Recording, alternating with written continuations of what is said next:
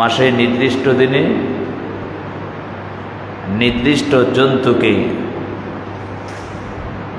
আল্লাহর নৈকট্য আদায়ের উদ্দেশ্যে আল্লাহর নামে জবাই করাকে কোরবানি বলে।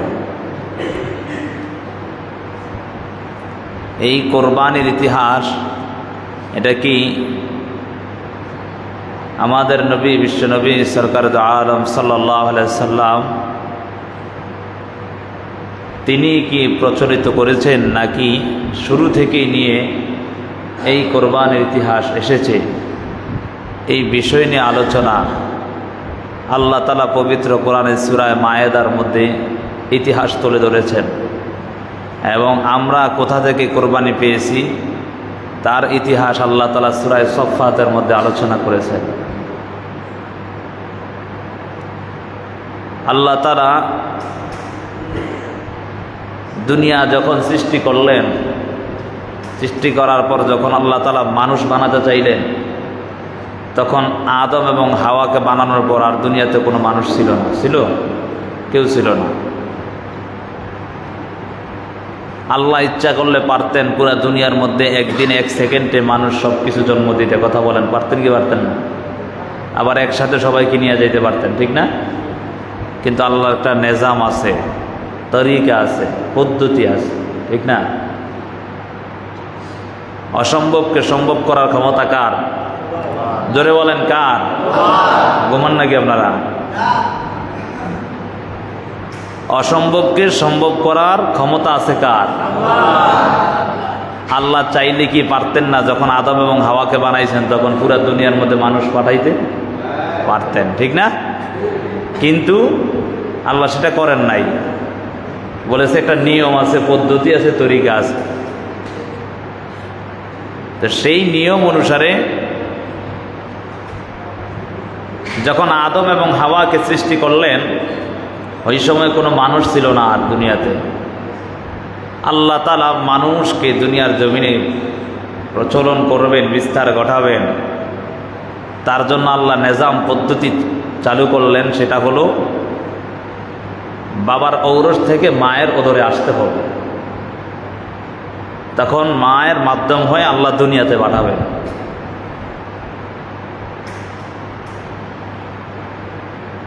আদম আলাইহিস সালাতু ওয়াস সালাম এবং মা হাওয়াকে বানানোর পর যখন মানুষ পাঠাবেন, তো মায়ের ওদর থেকে একজন বাচ্চা আসতে পারে, যেটা আমরা সব সময় দেখি। তবে কিছু কিছু আছে ব্যতিক্রম, হয় না? সেটা ভিন্ন ব্যাপার। আদম আলাইহিস সালাতু ওয়াস সালামের ঔরস থেকে আল্লাহ তাআলা মা হাওয়ার গর্ভে যখন সন্তান দিলেন, তো ওই সময় যখন দুনিয়াতে মানুষ ছিল না, তখন আল্লাহ তাআলা মানুষের দেখত সৃষ্টির একটা নিজাম করে দিয়েছেন, পুরুষ এবং মহিলা উভয়জনের প্রয়োজন। তো এখন তো আর মানুষ নাই, তাহলে কিভাবে তাদের থেকে আবার বংশবিস্তার হবে? অর্থাৎ মা হাওয়ার থেকে যদি সন্তান জন্মগ্রহণ করে, তাহলে কিভাবে আবার সন্তান জন্মগ্রহণ করবে? সেই হিসাবে আল্লাহ তাআলা মা হাওয়ার ওদরে 2 জন করে সন্তান পাঠাইতেন। সুবহানাল্লাহ বলবেন। কয়জন করে? 2 জন করে। সর্বমোট বহুত মতভেদ আছে, তার মধ্যে আদম আলাইহিস সালাতু ওয়াস সালামের ওই সময় সন্তান জন্ম হয়েছে 81 জন। কয়জন? অর্থাৎ 40 জোড়া আরো একটা। মতভেদ আছে, তবে উল্লেখযোগ্য মতভেদ এটা। যেটা বলতে চাচ্ছিলাম, তবে 81 জন আরেকজন যে আসছে সেটা আবার কে? সেটা হলো শীশ আলাইহিস সালাতু ওয়াস সালাম, জিনার চেহারা আকার আকৃতি একটু আমাদের নবীর মতো ছিল। সুবহানাল্লাহ। 2 জন করে সন্তান জন্মগ্রহণ করত। আল্লাহর কি কুদরত! একসাথে 2 জন মেয়ে হইতো না, একসাথে 2 জন ছেলে হইতো না, একজন ছেলে একজন মেয়ে হইতো। সুবহানাল্লাহ। অনেকে মাঝে মাঝে প্রশ্ন করে যে হুজুর ছেলে মেয়ে 2 জন কি হওয়া যায় নাকি জমজ? হইলে তো একটা, যে কোনো একটাই হইব। হে হইলে মেয়ে হইব আর না হয় ছেলে। আমি প্রথমে বলেছি আল্লাহ অসম্ভবকে সম্ভব করার ক্ষমতা রাখে কি রাখে না? সব পারে। কথা বলেন ঠিক না? কয়েকদিন আগে পত্রিকায় দেখলাম এক মায়ের ঘরে 6 সন্তান জন্মগ্রহণ করছে। সুবহানাল্লাহ বলেন না?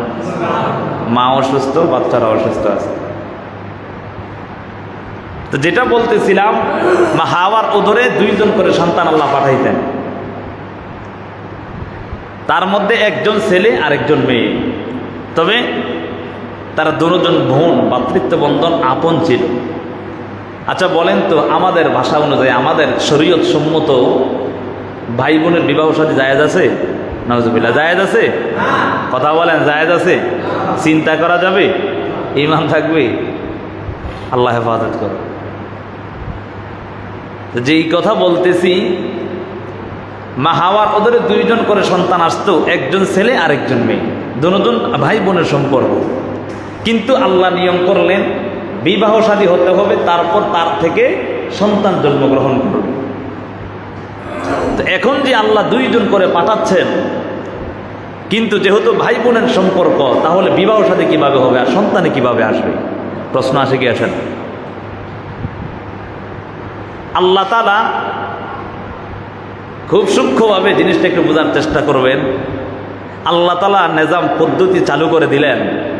প্রথম যেই 2 জন সন্তান আসবে, তাদের 2 জনের সাথে বিবাহ একসাথে জায়েজ হবে না। পরবর্তীতে আবার যে 2 জন আসবে, তার মধ্য থেকে প্রথমের ছেলে পরবর্তীর মেয়ে, এবং পরবর্তীর ছেলে প্রথমের মেয়ের সাথে বিবাহ সাথে আবদ্ধ হবে। সুবহানাল্লাহ। তাহলে দেখা গেল একটু পার্থক্য হলো। একটু কি হলো? পার্থক্য হলো। সেই হিসাব করতে করতে 40 জোড়া, অর্থাৎ 80, আর একজন শীষ আলাইহিস সালাম, মোট 81 জন সন্তান সরাসরি আদম আলাইহিস সালাম থেকে জন্মগ্রহণ করেছে। তবে আমরা সবাই কার সন্তান? আদম সন্তান। কথা বলেন ঠিক না বেঠিক? কথা বলেন, আমরা কার সন্তান? জাতির পিতাকে? জাতির পিতাকে? ফেস লাগায় না কইলাম, আমার বুঝেন নাই কথা? ফেস টেস লাগাননি আবার? বলে আগে লাগাইছি, ওনার লাগাই না, ঠিক না? জাতির পিতা হলো হযরত ইব্রাহিম আলাইহিস সালাম, নাকি? জানেন তো আপনারা? বলে হচ্ছে জানি, মাঝে মাঝে ফেস লাগিয়ে যায় আর কি। প্রাসঙ্গিক আলোচনা, যেটা বুঝাতে চাচ্ছি সেটা হলো, আদম থেকে মোট 81 জন সন্তান, তার মধ্যে বৈবাহিক সম্পর্ক ছিল হলো আগের ছেলে পরের মেয়ে, পরের ছেলে আগের মেয়ে। তা এমন করতে করতে আদম আলাইহিস সালামের 2 জন সন্তান জন্মগ্রহণ করলেন, হাবিল এবং কাবিল। আল্লাহ তাআলা তাদের ঘটনাই পবিত্র কোরআনে সূরা মায়েদার 27 নম্বর আয়াতে উল্লেখ করেছেন। সুবহানাল্লাহ। ওয়াতলু আলাইহিম নাবা আবনাই আদম বিল হক ইয ক্বাররাবা কুরবানান ফাতাকুব্বিলা মিন আহাদিহিমা ওয়া লাম ইতাকাব্বাল মিনাল আখার ক্বালা লাআকতুলান্নাক ক্বালা ইন্নামা ইয়াতাকাব্বালুল্লাহু মিনাল মুত্তাকিন। আল্লাহ তাআলা আমার নবীকে বলে, হে নবী, আপনি আপনার উম্মতদেরকে তাদের ইতিহাসগুলো বর্ণনা করেন যথাযথভাবে, হক অর্থ যথাযথভাবে বর্ণনা করেন। এটার দ্বারা ভবিষ্যৎ প্রজন্ম যারা আসবে, যারাই ইতিহাস লিপিবদ্ধ করবে, তারা যেন ইতিহাসের মধ্যে বিকৃতি না ঘটায়, তারা যেন সঠিক ইতিহাসটা মানুষের সামনে তুলে ধরে, আর তার থেকে যেন কিয়ামত পর্যন্ত মানুষ সঠিক ইতিহাস জানতে পারে। আল্লাহ তাআলা নবীকে এই কথা বললেন, হে নবী, আপনি আপনার উম্মতদেরকে আদম আলাইহিস সালামের সন্তান যে হাবিল এবং কাবিল, তাদের ঘটনা একটু বর্ণনা করে শোনা। হাবিল এবং হাবিলের সাথে একজন সন্তান জন্মগ্রহণ করছে, কন্যা, আর কাবিলের সাথেও আরেকজন কন্যা সন্তান জন্মগ্রহণ করছে। কাবিলের সাথে যে সন্তান জন্মগ্রহণ করছে তার নাম ছিল আকলিমা, আর হাবিলের সাথে যে সন্তান জন্মগ্রহণ করেছিল তার নাম ছিল গাজা। কাবিলের সাথে যে সন্তান জন্মগ্রহণ করেছে বোন, সে ছিল পরমা সুন্দরী, আর হাবিলের সাথে যেই বোন জন্মগ্রহণ করেছে সে ছিল একটু কালো, কুৎসি, দেখতে অসুন্দর লাগতো। তো ওই সময় থেকে মূলত হত্যার এসব শুরু হয়ে গেছে, মারামারি কিলাকিলি বাড়াবাড়ি ফ্যামিলিটির আলাপ কি ওই সময় থেকে মূলত শুরু হয়ে চেষ্টা হয়েছে। মূলত আল্লাহ তাআলা এটা করবেন আর কি, নাকি মানুষকে শিক্ষা দেবেন। ইতিহাস থেকে আমরা শিক্ষা অর্জন করতে হবে, ইবরাত হাসিল করতে হবে। আল্লাহর নবীর কাছে যখন শরীয়ত আসলো যে প্রথমের ছেলে পরের মেয়ে, পরের ছেলে প্রথমের মেয়ের সাথে এভাবে বিবাহ সাথে, তো নবী আল্লাহর কথা মতোই তো চলবে নাকি নিজের কথা মতো চলবে? কথা বলে না।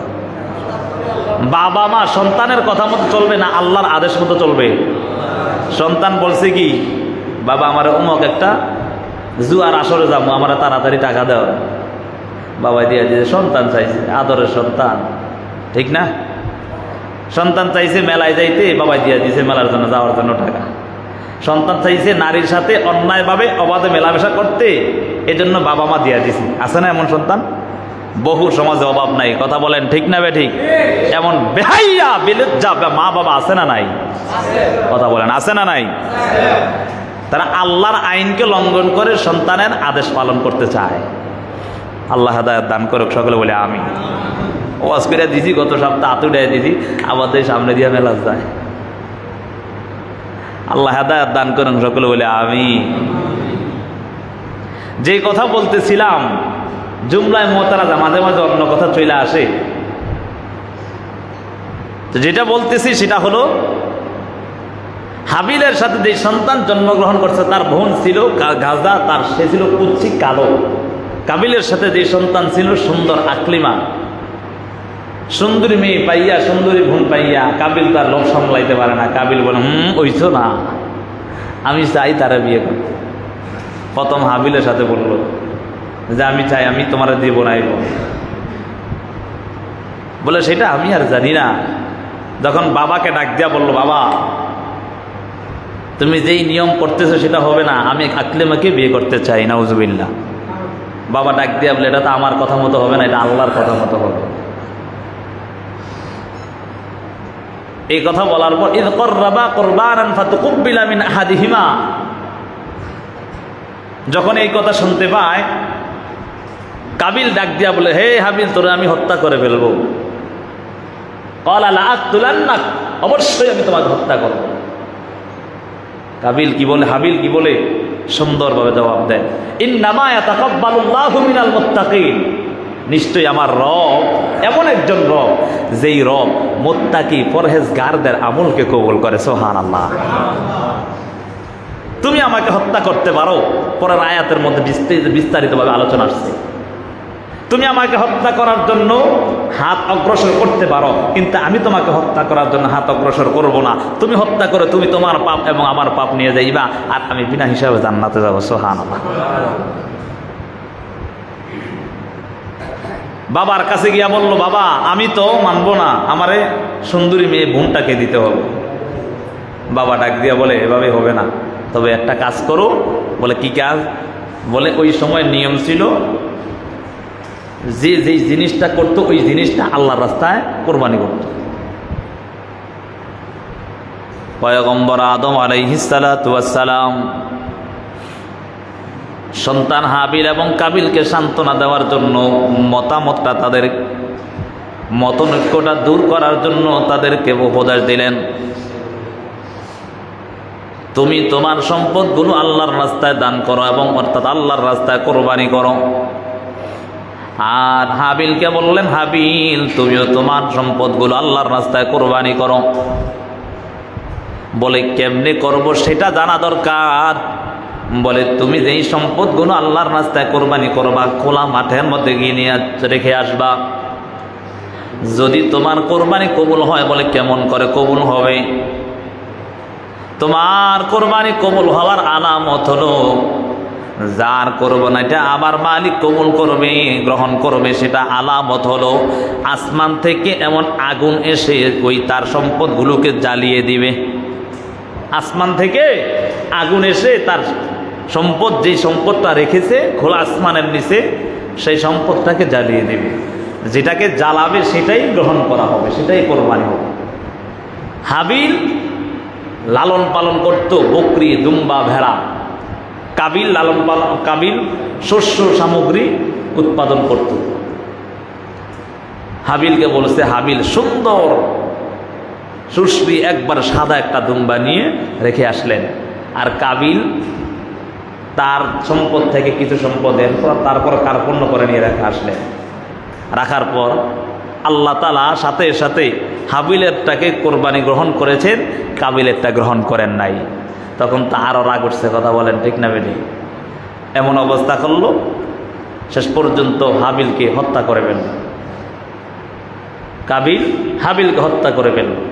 এখানে এসে মুফাসসিরিনে কেরাম লেখেন, এই আয়াতগুলোর ব্যাখ্যা করতে গিয়ে লেখেন, যখন হাবিলকে হত্যা করলো কাবিল, তখন সে এভাবে জমিনের মধ্যে রেখে দিল, একটা কাক এসে এসে তার বালুগুলো উপরে গর্ত করে তাকে মাটি দিয়ে এভাবে দাফন করার চেষ্টা করছে। তখন আফসোস করে বলে, ইয়া লাইতানি, হায় আফসোস, আমি একজন মানুষ হয়ে কাকের জ্ঞানটাও আমার মাথায় নাই। সুবহানাল্লাহ, আমি একজন মানুষ হয়ে আমার মধ্যে কাকের একটা প্রাণীর জ্ঞানও আমার মাথায় নাই। কি বুঝলাম, ওই খান থেকে কোরবানি আস্তে আস্তে ইব্রাহিম আলাইহিস সালাতু ওয়াস সালাম পর্যন্ত এভাবেই কোরবানি চলে আসছে। আমি হাদিস আপনাদের সামনে তেলাওয়াত করেছি, মা হাযিহিল আদাহিয়া রাসূলুল্লাহ। আল্লাহ রাসূলকে প্রশ্ন করে, ইয়া রাসূলুল্লাহ, সাহাবায়ে কেরাম প্রশ্ন করে, কোরবানি এটা কি, কোথা থেকে আসলো? আল্লাহর নবী বলেন, ক্বালা সুন্নাতু আবিকুম ইব্রাহিম। সুবহানাল্লাহ, এটা তোমাদের জাতির পিতা হযরত ইব্রাহিম আলাইহিস সালাতু ওয়াস সালামের সুন্নাহ। সুবহানাল্লাহ বলবেন না? আর ইব্রাহিম আলাইহিস সালাতু ওয়াস সালামের সুন্নাত কিভাবে আসলো, বিশাল ইতিহাস আল্লাহ সূরা সফফাতের মধ্যে সুন্দরভাবে বলেছে। এই কোরবানির ইতিহাস থেকে আমাদের শিক্ষাটা কি, তাৎপর্য, তার থেকে শিক্ষা কি? যাদের উপর কোরবানি ওয়াজিব হবে তারা কোরবানি করবে কার জন্য? জোরে বলেন, কার জন্য? আমি বড় একটা গরু দিব যাতে করে আমার মানুষ বড় কোরবানি দাতা বলে, ঠিক না? এটাই তো হয়, এখন হয় 3 লাখ 4 লাখ 5 লাখ দিয়া দিব, আবার এখন পশুর নামও রাখে অমুক তমুক, ঠিক নি? হ্যাঁ, পত্রিকায় দেওয়ার জন্য। নাউজুবিল্লাহ, কোরবানি তো দূরের কথা, আর ঠাট্টা মস্কারি হয়, কথা বলেন ঠিক না বেটি? আল্লাহ হাদায়াত দান করে, সকলে বলি আমিন। আল্লাহর নবীকে প্রশ্ন করে, ইয়া রাসূলুল্লাহ, কোরবানি এটা কি? তিনি, মা হাযিহিল আদাহি ইয়া রাসূলুল্লাহ, কোরবানিটা কি? আল্লাহর নবী বলেন, ক্বালা সুন্নাতু আবিকুম ইব্রাহিম। নবী বলেন, এটা হলো তোমাদের জাতির পিতা হযরত ইব্রাহিম আলাইহিস সালাতু ওয়াস সালামের সুন্নাহ। বলে, কে সেই ইব্রাহিম? যে ইব্রাহিম বহু পরীক্ষার সম্মুখীন হয়েছে, বহু ধরনের পরীক্ষা। যখন ইসলামের দাওয়াত দেওয়ার জন্য, দ্বীনের দাওয়াত দেওয়ার জন্য, ওই সময় কিন্তু বহু বাধা বিপত্তি ঘটছে তার সামনে। বাবাও ছিলেন বেঈমান বেদিন, যার কারণে তিনি ইসলামের দাওয়াত দিতে পারেন না, বহু কষ্ট হয়েছে। শেষ পর্যন্ত এমন অবস্থা, এত নির্যাতন, নমরুদ মায়ার নবী হযরত ইব্রাহিম আলাইহিস সালাতু ওয়াস সালামকে আগুনে পালাইছে, ঠিক না? বহু ধরনের পরীক্ষা পয়গম্বর ইব্রাহিম আলাইহিস সালাতু ওয়াস সালামের মধ্যে এসে, যার মধ্যে উল্লেখযোগ্য পরীক্ষা হলো পয়গম্বর ইব্রাহিম আলাইহিস সালাতু ওয়াস সালাম, ইসমাঈল আলাইহিস সালাতু ওয়াস সালামের কোরবানির ইতিহাস, যার থেকে আমরা ওই ইতিহাস এখনো পর্যন্ত কিয়ামত পর্যন্ত থাকবে, আর মানুষ সেটাকে স্মরণ করে করে তাদের জীবনটাকে পরিচালনা করবে। ইব্রাহিম আলাইহিস সালাতু ওয়াস সালাম কিভাবে কোরবানি করেছেন সেটার দিকে লক্ষ্য করে করে বনি আদমগুলো এভাবেই কোরবানি করে যাবে, তাদের আমলগুলো চালায়া যাবে। এরে বাবা, একটাবারও সেই চিন্তাটা হয় না পয়গম্বর ইব্রাহিম আলাইহিস সালাতু ওয়াস সালাম কেমন ভাবে আমার মাওলার কাছে আশিক হয়েছে, অথচ তার থেকে আমরা সেই সুন্নতটা পেয়ে গেলাম, কিন্তু আমরা তার মতো আদায় করতে পারলাম না। আল্লাহ তাআলা সূরা আনামের 162 নম্বর আয়াত আল্লাহ বলেন, কুল ইন্না সালাতি ওয়া নুসুকি ওয়া মাহইয়ায়া ওয়া মামাতি লিল্লাহি রাব্বিল আলামিন। আল্লাহ তাআলা বলেন, হে দুনিয়ার মানুষ শুনে নাও, শুনে নাও, শুনে নাও, তোমার চলাফেরা, তোমার কোরবানি, তোমার নামাজ, তোমার জীবন মরণ সব একমাত্র আমার মালিকের জন্য হবে। পয়গম্বর ইব্রাহিম আলাইহিস সালাতু ওয়াস সালাম তার জীবনের সব কিছু করেছে একমাত্র আমার মালিকের জন্য। কথা বলেন ঠিক না বেঠিক? ইব্রাহিম আলাইহিস সালাতু ওয়াস সালাম জীবনে যা কিছু করেছেন নবীরা সব একমাত্র কার জন্য? আল্লাহর জন্য। ইব্রাহিম আলাইহিস সালাতু ওয়াস সালামের পরীক্ষাগুলোর মধ্যে যে ইব্রাহিম সারাটা জীবন এমনি গেল, কোনো সন্তান জন্ম হয় নাই। মুফাসসিরিনে কেরাম কিতাবের মধ্যে লেখেন ৮৬ বছর বয়সে গিয়ে আমার আল্লাহর কাছে কান্না করে, রব্বি হাবলি মিনাস সলিহিন, হে রব আমাকে একজন সহনশীল সন্তান দান করেন। কয় বছর বয়সে? ৮৬ বছর বয়সে, বুড়া বয়সে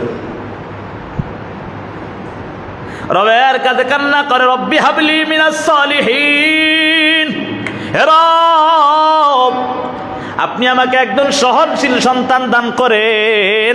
আমার রব ডাক দিয়া বলে, ফাবাশশারনাহু বিগুলামিন হালিম, হে ইব্রাহিম শুনে নাও, শুনে নাও, আমি তোমাকে একজন সহনশীল সন্তানের সুসংবাদ দান করলাম। সুবহানাল্লাহ। পয়গম্বর ইব্রাহিমের যখন সন্তান জন্ম হয় না, ওই সময় পয়গম্বরের স্ত্রী ছিলেন হযরত সারা আলাইহিস সালাতু ওয়াস সালাম। সন্তান জন্ম না হওয়ার কারণে ফেরাউনের একজন বাদী ছিল, কেউ কেউ বলে তার কন্যা সন্তান ছিল হাজারা আলাইহিস সালাতু ওয়াস সালাম। তিনাকে সারার খেদমতের জন্য এভাবেই দান করে দিলেন। সারার সাথে সাথে ইব্রাহিমের খেদমতে দান করলেন। ইব্রাহিম তাকে শরীয়ত সম্মতভাবে বিবাহ বন্ধনে আবদ্ধ করিয়া যখন স্বামী স্ত্রীর সম্পর্ক চলল, এমন অবস্থার মধ্যে ৮৬ বছর বয়সে আমার মাওলার কাছে কান্নাকাটি আরম্ভ করে দিলেন। আল্লাহ তাআলা ৮৬ বছর বয়সে একজন সন্তান দান করলেন, তার নাম হলো ইসমাইল আলাইহিস সালাতু ওয়াস সালাম। তার নামটা কি? ইসমাইল আলাইহিস সালাম। আর ইসমাইল থেকে আমার নবী জন্মগ্রহণ করে। সুবহানাল্লাহ। অর্থাৎ ইসমাইলের বংশ থেকে কি আসছে? আমার নবী জন্মগ্রহণ করেছে। কিন্তু ইব্রাহিম আলাইহিস সালাতু ওয়াস সালামের পরবর্তীতে আবার সন্তান হয়েছে সারার থেকে। ৯৯ বছর বয়স যখন সারার, নবী ইব্রাহিমের যখন ১২০ বছর, ওই সময় আরেকজন সন্তান হয়েছে ইসহাক আলাইহিস সালাতু ওয়াস সালাম। কি নাম? ইসহাক আলাইহিস সালাতু ওয়াস সালাম। তো ওই সময় আবার আরেকটা পরীক্ষা আসছে, মুফাসসিরিনে কেরাম বহুভাবে লিখেছে। তার মধ্যে যখন সারার ঘরে সন্তান জন্মগ্রহণ করলো, যতই বলেন সন্তান প্রথম যেটা জন্মগ্রহণ করে এটার প্রতি একটু মায়া বেশি থাকে। কথা বলেন ঠিক না বেঠিক? বুঝেন নাই কথা? প্রথম ঠেলা যদি সন্তান জন্মগ্রহণ করে, ওরে বাপ রে বাপ, বাবায় মিষ্টি ১ কেজি জায়গা ১৫ কেজি ২০ কেজি খাওয়ায়। কথা বলেন ঠিক না? আমি আবার মায়ের থেকে শুনছি আমার বাবা নাকি ওই সময় ৪০ কেজি খাওয়াইছে। বুঝেন নাই কথা? তো এরকমভাবে সন্তান যখন প্রথম জন্মগ্রহণ করে একটু বাবা খুশি থাকে বেশি। তো সেই হিসাবে সন্তান নিঃসন্তান অবস্থায় একজন সন্তান পাইছে, বুঝেন তো কেমন মায়া সন্তানের প্রতি। কথা বলেন ঠিক না বেঠিক? তো সেই হিসাবে মায়ার থেকে ইসমাইলকে খুব ভালোবাসতেন। যখন আরেকজন সন্তান জন্মগ্রহণ করলেন সারার পেটে থেকে, আরেকজন সন্তান আসলো, তখন সারা তাকায় তাকে একটু মনের মধ্যে একটু কেমন যেন লাগলো, যে কেন ওই সন্তানরে আদর করে, আমার সন্তানটারে ভালো করে আদর করে না। মনে মনে একটু কি ক্ষোভ জাগতেছে। আল্লাহ তাআলা ইব্রাহিমকে খবর দেয়, তাড়াতাড়ি যাও, তোমার সন্তান এবং তোমার স্ত্রী হাজারা এবং ইসমাইলকে নিয়ে বনবাসে দিয়ে আসো। কোথায় দিয়ে আসো? বনবাসে, অর্থাৎ মরুভূমি অঞ্চলে দিয়ে আসো, যেটার মধ্যে জমজমের পানি আমরা খাই। কথা বলেন ঠিক না বেঠিক? সেই ইতিহাস বহু লম্বা ইতিহাস, এটা সবাই আমরা জানি। যেটা বলতেছিলাম, ইব্রাহিম আলাইহিস সালাতু ওয়াস সালাম যখন হাজরা এবং ইসমাইলকে সেখানে রেখে আসলেন, অল্প কিছু খাজুর এবং পানি দিয়ে আসলেন। এত পরীক্ষার সম্মুখীন হযরত ইব্রাহিম হয়েছেন। আল্লাহু আকবার, সুবহান। পয়গম্বর ইব্রাহিম আলাইহিস সালাতু ওয়াস সালাম যখন হাজরা এবং ইসমাইলকে ছোট দুগ্ধ সন্তান কোলে নিয়ে যখন ওই সন্তানটাকে এমনভাবে ছোট অবস্থার মধ্যে যখন ওই মরুভূমির মধ্যে রেখে আসলেন, স্ত্রী ডাক দিয়া বলে, হে আদরের স্বামী আমার, আপনি আমাদেরকে কেন রেখে যাচ্ছেন একটু জানতে চাই। একবার দুইবার তিনবার কোনো কথাই বলেন না। তৃতীয়বার হযরত হাজরা আলাইহিস সালাম ডাক দিয়া বলে, আপনি কি কার আদেশে এখানে আমাদেরকে রেখে যাচ্ছেন? পয়গম্বর ইব্রাহিম ডাক দিয়া একটা হাত আঙ্গুলটা ইশারা করে উপরের দিকে ডাক দিয়া বলে, আসমানের মালিক আমার রবের আদেশে তোমাকে এখানে রেখে চলে গেলাম। হাজারা ডাক দিয়া বলে, হে স্বামী আমার আর কোনো চিন্তা নাই, কারণ যেহেতু আমার রব আপনাকে আদেশ করেছে, তাহলে আমার খাবার দাবারের কোনো চিন্তা করার প্রয়োজন নাই। এটাই তো আল্লাহ তাআলা এখান থেকে শিক্ষা অর্জন করো, ভরসা রাখবো কার উপর? ওয়া মান ইয়াতাওয়াক্কাল আলাল্লাহ, ভরসা রাখবো আমার মালিকের উপর।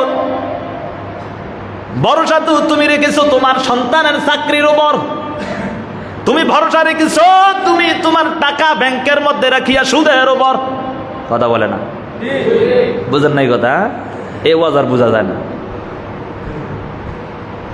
ভরসা করেছো তোমার সন্তান তোমাকে চাকরি করে খাওয়াবে, ভরসা করেছো তোমার চাকরির উপর, তুমি চাকরি করলে সেই টাকা পয়সা দিয়ে তুমি চলবা। আল্লাহ তাআলার নবী বলেন, তোমার ধারণা যেমন হবে আমার মালিক তোমার সাথে তেমনই আচার ব্যবহার করবে। তোমার মনে ধারণা যা হবে তোমার সাথে আমার আল্লাহ ব্যবহার তেমনই করবে। এই জন্য ভরসা রাখবো কার উপর? জোরে বলেন, ভরসা রাখবো কার উপর? হাজারা ডাক দেয়া বলে, হো পয়গম্বর, আপনি যেহেতু বলেছেন আমার মালিক আদেশ করেছে, আমার কোনো চিন্তা নাই, আমি আমার মালিকের উপর ভরসা করলাম। পয়গম্বর ইব্রাহিম আলাইহিস সালাতু ওয়াস সালাম রেখে পিছনে একবারও তাকান নাই। মনে মনে কষ্ট লাগতেছে, এত আদরের সন্তানটাকে কেমন করে রেখে চলে যাবে, মনে কষ্ট পায়। আবার পিছনের দিকে তাকাইলে মনের মধ্যে ভয় হয়, যদি মায়া লেগে যায়, আমার আল্লাহর আদেশ যদি অমান্য হয়ে যায়। এই জন্য পিছনের দিকে তাকায় না, সন্তানকে এবং আদরের স্ত্রীকে রাখিয়া পয়গম্বর ইব্রাহিম চলে যাচ্ছে।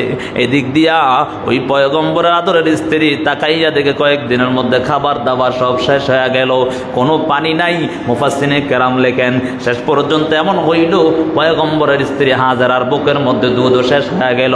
শেষ পর্যন্ত জিহ্বাটা বের করে করে ওই সন্তানের মুখের মধ্যে দিত।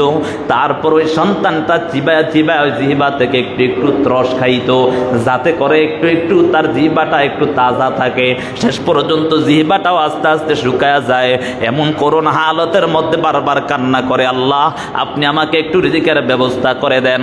পয়গম্বরের স্ত্রী হাজারা আলাইহাস সালাতু ওয়াস সালাম একবার এদিক দৌড়ায় ওই দিক দৌড়ায়, যেটা সাফা মারওয়া বলা হয় সেভাবে দৌড়াদৌড়ি আরম্ভ করে দিলেন।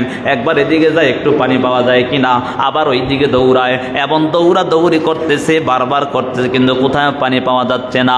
হঠাৎ করে তাকাইয়া দেখে যে সন্তানটাকে রেখে আসলো, ওই সন্তানটা পা দিয়া কেমন যেন এভাবে পানির সাথে খেলা করে। সুবহানাল্লাহ,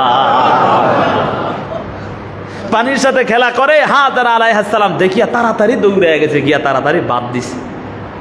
চতুর্দিকে কি দিছে? বাদ দিছে। মুফাসসিরে কেরাম লেখেন, যদি বাদ ওই সময় না দিত তাহলে পুরো অল বিশ্বের মধ্যে ছড়ায় যেত জমজমের পানি। সুবহানাল্লাহ,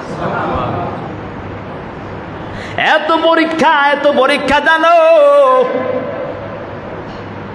পয়গম্বর ইব্রাহিম আল্লাহর কাছে কান্না করে, রব্বি হাবলি মিনাস সালিহিন, হে রব আমাকে একজন নেককার সন্তান দান করেন। আল্লাহ তাআলা বলে, ফাবাশশারনাহু বিগুলামিন হালিম, হে ইব্রাহিম তোমাকে আমি একজন নেককার সন্তানের সুসংবাদ দান করলাম, সহনশীল সন্তানের সুসংবাদ দান করলাম।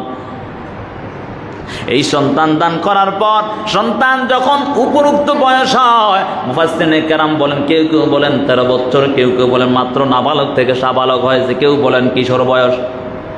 মূল কথা, যখন বাবার সাথে হাঁটার মতো বয়স হয়েছে, অর্থাৎ নিজেরটা নিজে ভালো বোঝে, ওই সময় আমার মালিক ইব্রাহিমকে আবারও পরীক্ষার মধ্যে পালায়া দিলেন। فلما بلغ معه السعي قال يا بني إني أرى في المنام أني أذبحك فانظر ماذا ترى قال يا أبت افعل ما تؤمر ستجدني إن شاء الله من الصابرين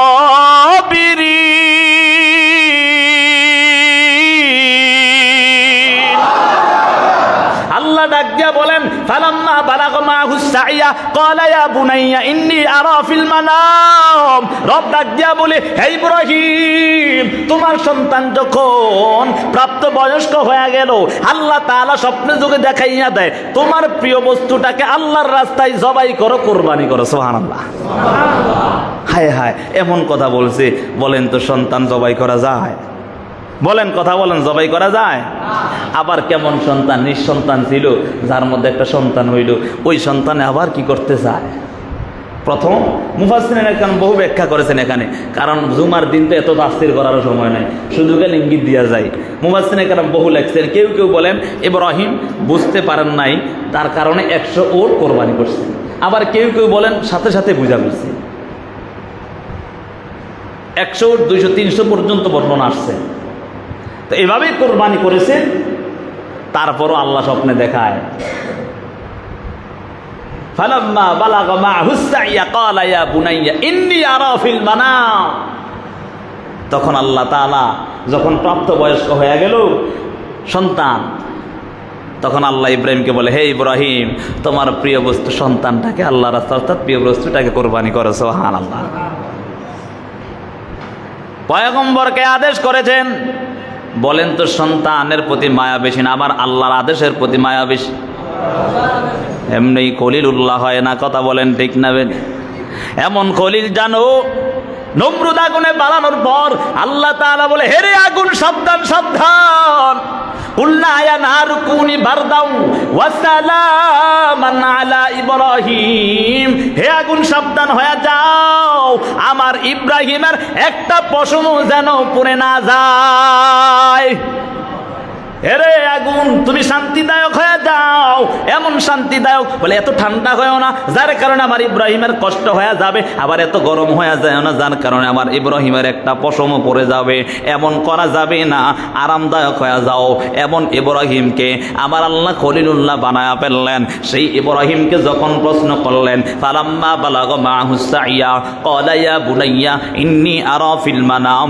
আন্নী আযবাহুকা ফানজুর মাযা তারা সন্তানকে যখন ডাক দিয়া সন্তান প্রাপ্ত বয়স্ক হয়ে গেল ওই সন্তানকে হাতে হাতে করিয়া চললো এমন ভাবে মিনার দিকে চলার পর হঠাৎ করে সন্তানকে ডাক দিয়া বলে এর সন্তান শুনিয়া নাও আমি তো এমন একটা স্বপ্ন দেখলাম আমি তোমাকে জবাই করতে দেখি সন্তানের সাথে একটু পরামর্শ করতেছে মানে সন্তানের কাছ থেকে জানতে চায় সন্তান কেমন জবাব দেয় এরে বাবা একটা কথা আছে বাপকা বেটা চিপাইকা গোরা কুছ না হো তো থোড়া থোড়া বাপের সন্তান বাপের মতো না হলে পুরাপুরি না হলো কিছু কিছু হয় কথা বলেন ঠিক না বেটি এমন সন্তান আল্লাহ দান করেছেন সেই সন্তান ডাক দিয়া বলে হেরে আব্বা দান শুনো ক্বালা ইয়া আবাতি ফাল মা তুমার শুধু এতটুকুই বলে না সাতাজিদুনি ইনশাআল্লাহ মিনাস সাবিরিন সন্তান বলে ইয়া আবাতি ফাল মা তুমার হে বাবা শুনো আমার আল্লাহ তোমাকে যা আদেশ করে তাই করো সুবহানাল্লাহ কি বলে হে বাবা শুনো আমার আল্লাহ তোমাকে যা আদেশ করেছে তাই তুমি করো কোনো বাধা নাই তবে শুনে নাও সাতাজিদুনি ইনশাআল্লাহু মিনাস সাবিরিন অচিরেই আপনি আমাকে ধৈর্যশীলদের মধ্যে পেয়ে যাবেন সুবহানাল্লাহ ওই যে আল্লাহর কাছে দোয়া করছে আল্লাহ রব্বি হাবলি মিনাস সলিহিন আল্লাহ একজন সহনশীল সন্তান দেন আল্লাহ এমন সন্তান দিয়েছে ইনশাআল্লাহু মিনাস সাবিরিন এমন ধৈর্যশীল সন্তান আল্লাহ দান করেছেন সন্তান ডাক দিয়া 13 বছর বয়স চিন্তা করছেন কিছু আমগো সন্তান হইলে ওরে বাপরে বাপ বাবাই কয় আমার জবাই করতে হত্যা কথা বলেন ঠিক নি সন্তান কেমন বাবা যেমন সন্তানও তেমন কথা বলেন ঠিক না বেঠিক এমন সন্তান আর একটু বইলা ফেলি নাকি ইব্রাহিম আলাইহিস সালাম সন্তানকে ডাক দিয়া বলে, এর সন্তান, আমি শুনতে পাই আমাকে আল্লাহ আদেশ করে তোমাকে জবাই করার জন্য, অর্থাৎ আল্লাহর রাস্তা কোরবানির জন্য। এই কথা বলার পর সন্তান ডাক দিয়া বলে, ইয়া আবাতি ফাল মা তুমার, হে বাবা, আপনাকে যা বলেছে আপনি তাই আদেশ পালন করে নেন, ইনশাআল্লাহু মিনাস সাবিরিন। হে বাবা শুনে নেন, অচিরেই আপনি আমাকে ধৈর্যশীলদের মধ্যে পেয়ে যাবেন। এখানে বহু ব্যাখ্যা মুফাসসিরিনে কেরাম করেছেন, এখন সময় নেই, এই জন্য বললাম না, তবে মূল বিষয়টা আপনাদেরকে বলে যাই। হে বাবা, আল্লাহ তাআলা বলেন সাতাজিদুনি ইনশাআল্লাহু মিনাস সাবিরিন। আল্লাহ তাআলার যখন এই আয়াতগুলো এভাবে নাজিল হচ্ছে, আল্লাহ তাআলা ইব্রাহিমের এই ইতিহাসটা বনি আদমের কাছে এভাবে কিয়ামত পর্যন্ত স্মরণীয় রাখার জন্য কুরবানিটাকে ওয়াজিব করে দিয়েছে। সুবহানাল্লাহ। সন্তান যখন বলল, হে বাবা, আপনি আমাকে ধৈর্যশীলদের মধ্যে পেয়ে যাবেন, বাবা তো আর কোনো কথা নাই, সাথে সাথে কাজ শুরু করে দিবি। এখানে মুফাসসিরিনে কেরাম বহু কিছু লিখছেন, বলে সন্তান থেকে কেন আবার অনুমতি চাইলেন। এখানে আবার বাবা সন্তানকে পরীক্ষা করেছে। আবার আরেকটা লিখছেন মুফাসসিরিনে কেরাম, লিখেন পয়গম্বর ইব্রাহিম যখন বলেছেন সন্তানকে, হে সন্তান, তোমাকে আল্লাহ আদেশ করেছে কি করার জন্য, স্বপ্ন যোগে বলেছেন। স্বপ্নে না বললে আল্লাহ তো সরাসরি বলতে পারতেন নাকি, আল্লাহ স্বপ্নে বললেন কেন? বলে এখানেও একটা পরীক্ষা, ইব্রাহিম কি মনে করে কিনা যে মনে হয় আবার অন্য কিছু মনে হয় দিতে হবে, মানে আদরের পুত্রকে কোরবানি বাদ দেওয়া অন্য কিছু মনে হয় দিতে হবে। সন্তানও বুঝে ফেলছে, না এটা অন্য কিছু না, কারণ নবীদের স্বপ্ন ওহি কথা বলেন, ঠিক না বেঠি? সন্তান যখন ডাক দেয়া বলে, ইনশাআল্লাহু মিনাস সাবিরিন, হে বাবা, আপনি আমাকে অচিরেই ধৈর্যশীলদের মধ্যে পেয়ে যাবেন। এখন বাবার সাথে সাথে কাজ করা লাগলো। এখানের মধ্যে এই কোরআনের আয়াতের গুলোর মধ্যে এই কথাগুলো নাই, কিন্তু মুফাসসিরিনে কেরাম সুন্দরভাবে লিখে গেছেন, ফালাম্মা আসলামা ওয়া তাল্লাহু লিল জাবিন, যখন সন্তানকে কাত করে শোয়াইলেন জবাই করার জন্য, ওই সময় এই আদরের ছোট সন্তান ডাক দিয়া বলে, রে আব্বা জান, আপনি আমাকে কাত করে শোয়াইবেন, কিন্তু আপনি আমার হাত পা গুলো বেঁধে নেন। যদি হাত পা গুলো বেঁধে না নেন, তাহলে আপনার আমার যদি জবাই করার সময় মৃত্যুর যন্ত্রণা এত কঠিন জানো, ওই সময় আপনি যদি আমার গলায় ছুরিটা লাগাইয়া দেন, ওই সময় আমি যদি মৃত্যুর যন্ত্রণায় কাতর হইয়া হাত পা গুলো নাড়াচাড়া করি, আমার আল্লাহর আদেশ মানতে আপনার বড় কষ্ট হবে রে বাবা। শুনো, আপনি আমার হাতগুলো বাঁধিয়া নেন, আপনি আমার পা গুলো বাঁধিয়া নেন। এরে আব্বা জান, আপনি আমার হাত পা গুলি বাঁধিয়া আপনার চোখের মধ্যে কাপড় বেচাইয়া নেন, কারণ আপনি যদি চোখ দিয়া দেখিয়া আমাকে জবাই করতে না পারেন, আমার আল্লাহর আদেশটা ভঙ্গ হয়ে যাবে। এরে বাবা, আপনি আমার হাত পা গুলো বাঁধিয়া আপনি আপনার চক্ষুগুলো এমন ভাবে বেঁধে দেন যাতে করে আপনার সাথে আমার আর চোখ দেখা না হয়, কারণ দেখার কারণে আপনি আমার সাথে একটু মায়া মোহাব্বত লেগে যেতে পারে। এরে আব্বা জান, না না, আমি চাই না আমি সন্তানের কারণে আপনি হাসরের ময়দানে দাঁড়াতে হবে, এটা আমি চাই না। সুবহানাল্লাহ।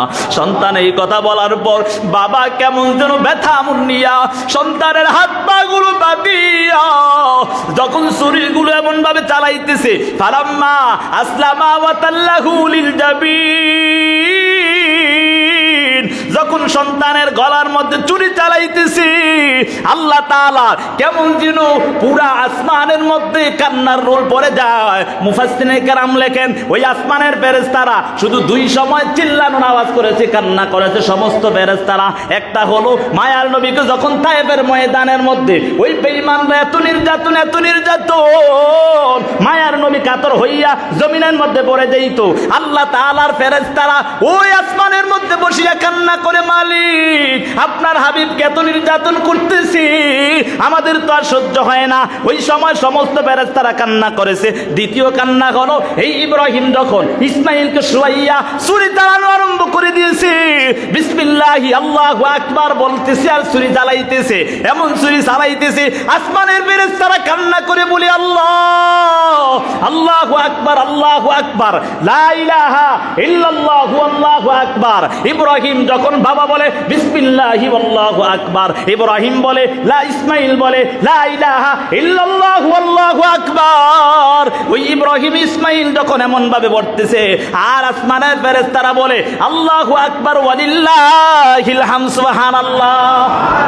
এখান থেকেই আমাদের তাকবীরে তাশরিক চলে আসছে। ইব্রাহিম যখন বলে বিসমিল্লাহি আল্লাহু আকবার আল্লাহু আকবার, ইব্রাহিম ইসমাইল ডাক দিয়া বলে আল্লাহু আকবার লা ইলাহা ইল্লাল্লাহ। এমন ভাবে বলার পর আর এদিক দিয়া ফেরেশতারা ডাক দিয়া বলে আল্লাহু আকবার ওয়ালিল্লাহিল হামদ, এমন ভাবে বলতেছে আর কান্না করতেছে। ফেরেশতারা ডাক দিয়া বলে আল্লাহ, এই মুরব্বী লোকটার উপর, ইব্রাহিমের উপর আপনি রহম করেন, এই যে ছোট বাচ্চাটার উপর আপনি একটু রহম করেন। এমন অবস্থার মধ্যে আল্লাহ তাআলা সাথে সাথে ডাক দিয়া বলে ওয়ানাদাইনা আইয়া ইব্রাহিম কদ সাদ্দাকতার রুইয়া ইন্না কাযালিকা নাজজিল মুহসিনিন ইন্না হাযা লাহুয়াল বালাউল মুবিন وفديناه بذبح عظيم وتركنا عليه في الآخرين سلام على إبراهيم। ইব্রাহিম এমন ভাবে যখন ছুরি চালাইতেছে, আল্লাহ বলে ওয়ানাদাইনা ইয়া ইব্রাহিম, এই ইব্রাহিম সাবধান, আর লাগবে না, আর লাগবে না। কত সাদ্দাকতার রুইয়া, তুমি তোমার স্বপ্ন পূরণ বাস্তবায়ন করেছো। ইন্না কাযালিকা নাজজিল মুহসিনিন, হে ইব্রাহিম শুনো, আমি তোমাকে বলতেছি যারা ওইভাবে আমি আল্লাহ তাআলা এমন ভাবে মুত্তাকি, যারা মুহসিন বান্দা, যারা নেককার বান্দা, তাদেরকে আমি আল্লাহ প্রতিদান দিয়ে থাকি। ইন্না হাযা লাহুয়াল বালাউল মুবিন, এটাই হলো ইব্রাহিমের জন্য সুস্পষ্ট পরীক্ষা। সুবহানাল্লাহ। ওয়াফাদাইনাহু বিযিবহিন আযীম, আল্লাহ ডাক দিয়া বলে, ফেরেশতাদেরকে ডাক দিয়া বলে, রে ফেরেশতা তাড়াতাড়ি যা, তাড়াতাড়ি যা, জান্নাত থেকে তাড়াতাড়ি সুন্দর সবুর একটা দুম্বা আনিয়া শোয়া দাও। সুবহানাল্লাহ। এমন অবস্থা হয়েছে, ইব্রাহিম যখন ছুরি চালাইতেছে, মুফাসসিরিনে কেরাম বহু লিখছেন, এখানে বহু মর্মান্তিক ঘটনা আছে।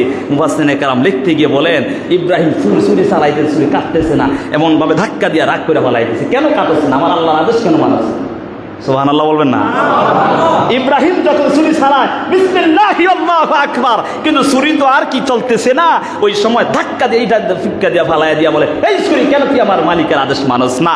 আসলে ভুল তো ছুরি মানে না, আমার আল্লাহ পরীক্ষা করে। কথা বলেন ঠিক না বে ঠিক? মুফাসসিরিনে কেরাম বলেন ইব্রাহিম ইসমাইলের গলায় ওই সময় পিতলের ফাত না জানি কি বলে, ওইটা এইভাবে বিছিয়ে দিন যাতে করে না কাটে। সুবহানাল্লাহ।